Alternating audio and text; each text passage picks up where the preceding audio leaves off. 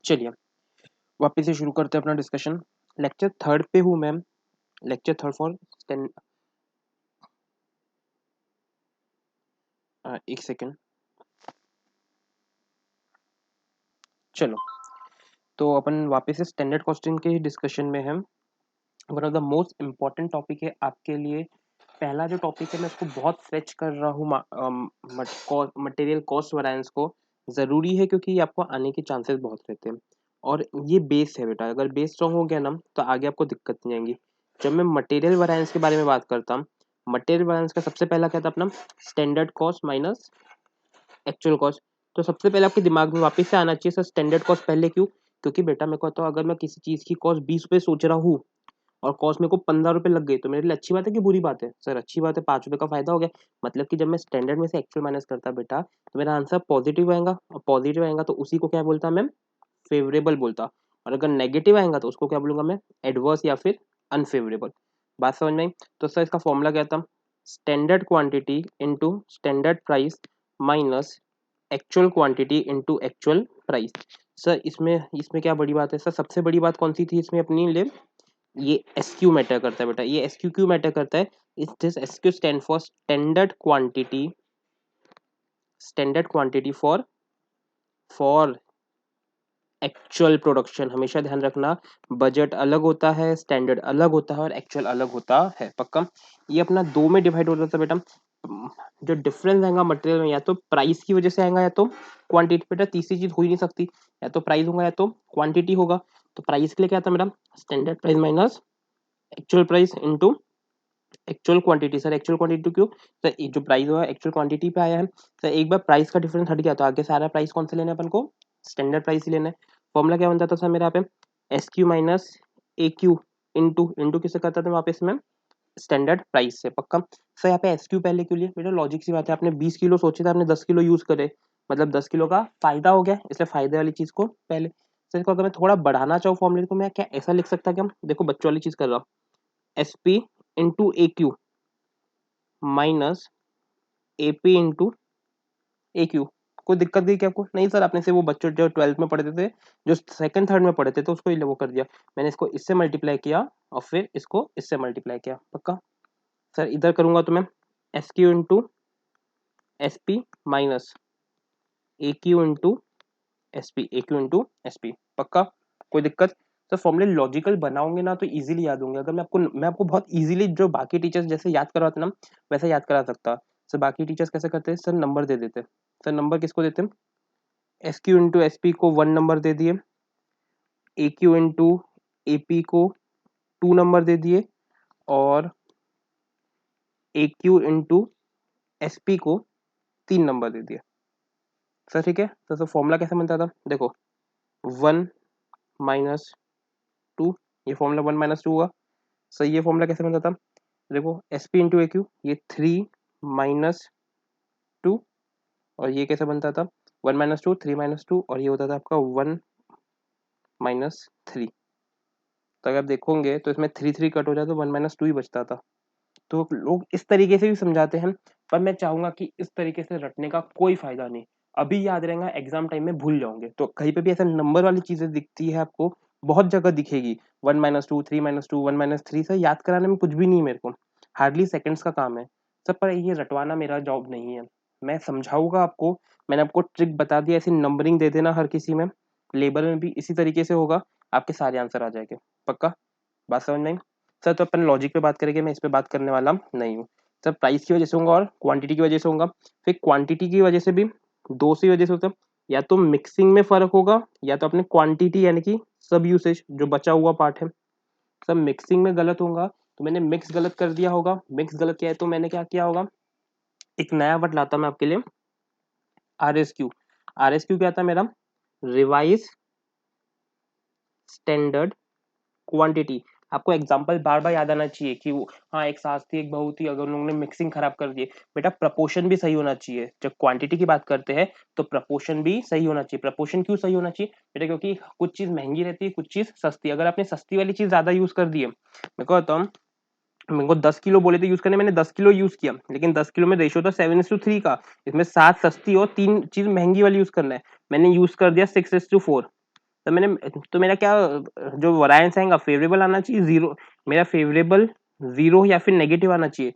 Sir आपका जवाब रहेगा नेगेटिव। क्यों? क्योंकि मैंने महंगी वाली चीज ज्यादा यूज कर दिया, मैंने महंगी वाली चीज, इवन तो मैंने 10 बोले थे मैंने 10 ही यूज किया, इवन तो मैंने 10 बोले थे मैंने 10 ही यूज किया, तो भी मेरा गलत आना चाहिए। क्यों गलत आना चाहिए? क्योंकि बेटा मैंने महंगी वाली चीज का प्रपोर्शन ज्यादा यूज कर दिया, तो उसको वो वैरिएंस को क्या बोलता है मैम?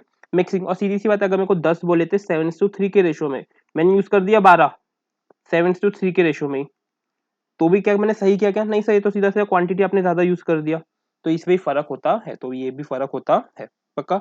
तो ये RSQ क्या होता है?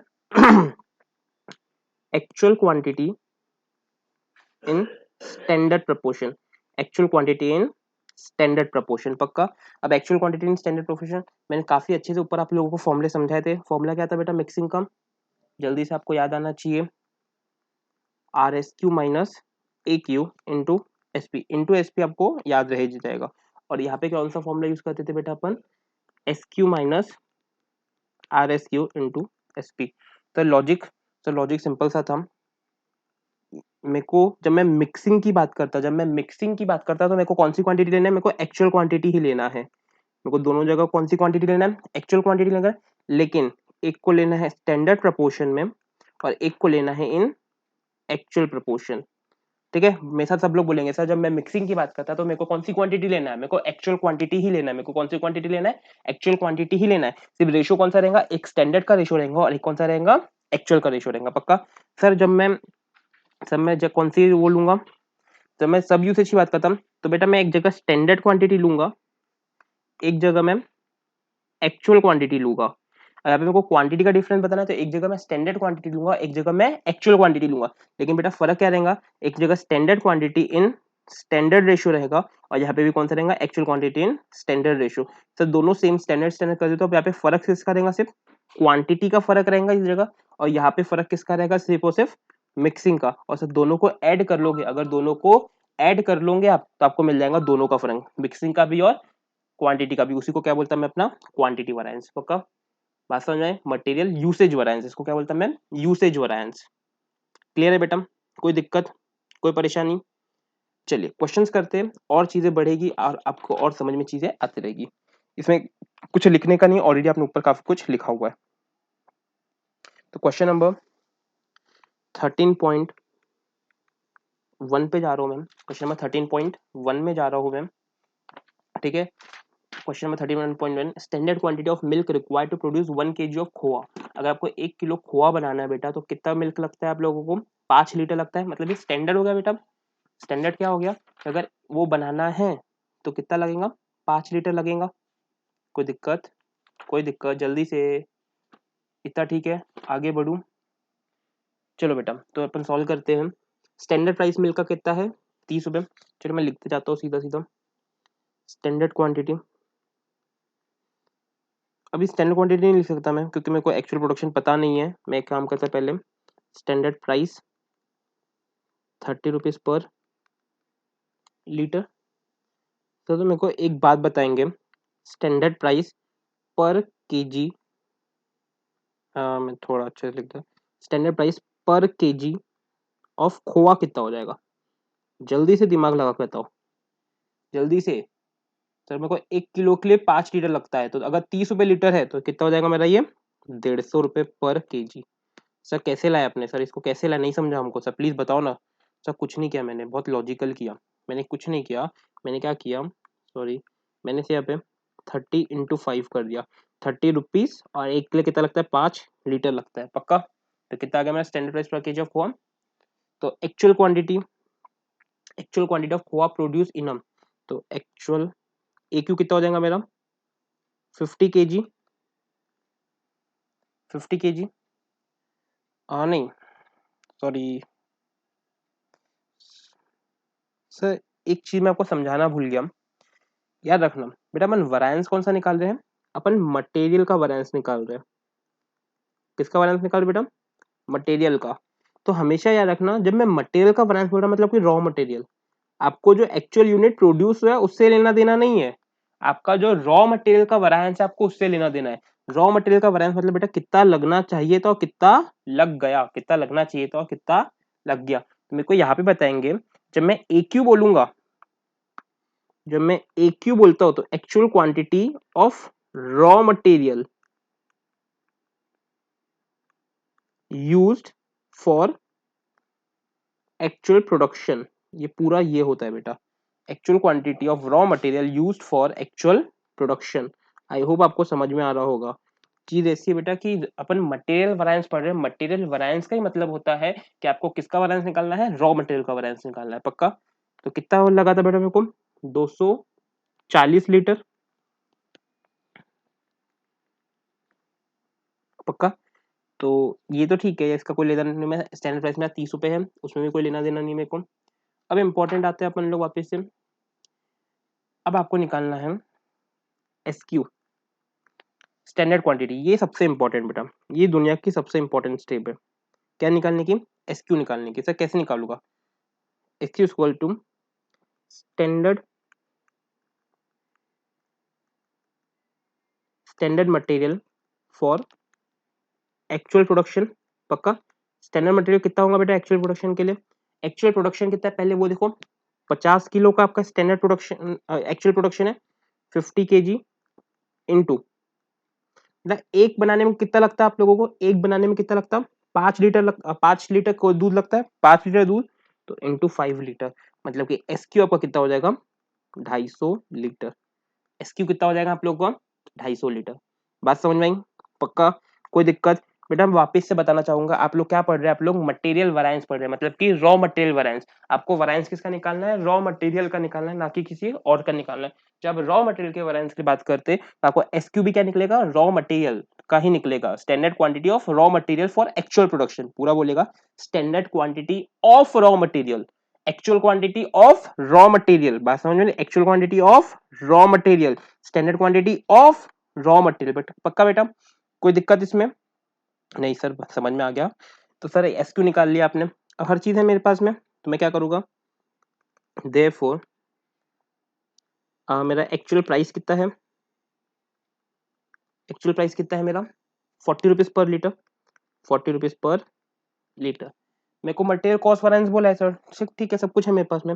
सबसे पहला पॉइंट नंबर ए दूंगा मैं, हेडिंग में डालना material cost variance, material cost variance. Sir इसमें फॉर्मूला बनाना, लिखना आदत डालो, जब तक बार बार नहीं लिखोगे ना आपको फॉर्मूला बोलते नहीं जमेगा। सर क्या फॉर्मूला है? Standard cost minus actual cost. Sir standard cost minus actual cost. Sir standard cost मतलब क्या होती है? SQ into SP minus AQ into AP। पक्का? तो standard quantity into standard price. Sir standard quantity कितनी है आप लोगों की? 250 इंटू सर स्टैंडर्ड प्राइस कितना है आप लोगों का? 30 रुपए। तो देखो 30 रुपए माइनस सर एक्चुअल क्वांटिटी कितनी है आप लोगों की? Sir actual quantity 240। Sir actual price कितना है? 40 रुपए। तो सॉल्व करो ना, तो 250 इंटू 30 कितना होगा? 75। एक सेकेंड, 7500, 7500 माइनस 240 इंटू 40, मेरे ख्याल से 9600। तो आपका वैरिएंस आ जाएगा बेटा 2100। नेगेटिव आ रहा है तो ऐसा नेगेटिव नहीं लिखेंगे बेटा, ऐसा लिखो पहले नेगेटिव को काटो, कि सर ने बोले थे ऐसा नहीं लिखना है। सर आपको लिखना है 2100 एडवर्स। आपको किस तरीके से लिखना है? 2100 एडवर्स। पक्का? बात समझ में आई? कोई दिक्कत नहीं? सर समझ में आ गया। सर सेकंड वाला हाँ मैं, आप लोग नीचे लिखिएगा, मैं साइड में ही कर देता हूँ सॉल्व, ताकि आराम से मैं आपको बता सकूँ। सर मटेरियल कॉस्ट वैरिएंस दो वजह से होता है, प्राइस की वजह से। सर तो नाम क्या है इसका? सेकंड वाले का नाम है direct material price variance, direct material price variance. ठीक है सर? फॉर्मूला तो सोचो, प्राइस का वैरिएंस है तो किसका वैरिएंस है? प्राइस का, मतलब standard price minus actual price into, sir किससे इनटू करूंगा मैं? एक्चुअल क्वांटिटी से। तो देखो मेरे को एक भी फॉर्मूला याद नहीं है, मैं आपको सच्ची बता रहा, मेरे को फॉर्मूला याद नहीं है, पर मैं आराम से मन के मन में फॉर्मूला डेवलप कर पा रहा हूँ। आप किसी भी इंटरमीडिएट वाले से पूछेगा सर स्टैंडर्ड कॉस्टिंग कैसे पढ़ा, बोलेगा भैया फॉर्मूले रट के। सर फॉर्मूले रट के कुछ नहीं फायदा, अभी तो बेसिक क्वेश्चन कर रहे हो जिसमें SQ निकाले, फॉर्मूले बहुत इजीली आपको समझ में आ जाएंगे। इंपॉर्टेंट जाएगा कंसेप्ट में SQ कैसे निकालते हैं। पक्का? तो स्टैंडर्ड प्राइस कितना था? तो स्टैंडर्ड प्राइस 30 रुपये था, एक्चुअल प्राइस कितना था? 40 रुपये। एक्चुअल क्वांटिटी कितनी थी सर? 240। पक्का? तो 10 इंटू 240 कितना आ जाएगा? 2400। और सर माइनस में आंसर आया तो वापस से ये भी क्या होगा? एडवर्स होगा। माइनस में आया तो ये भी क्या होगा? एडवर्स होगा। कोई दिक्कत नहीं सर। सर तीसरा, तीसरे वाले का नाम क्या है सर? तीसरे वाले का नाम है direct material usage allowance, usage variance. Sir logical भी है, मटेरियल का यूसेज, मटेरियल कितना यूज कर रहे हो तुम। सर तो फॉर्मूला क्या लेंगे?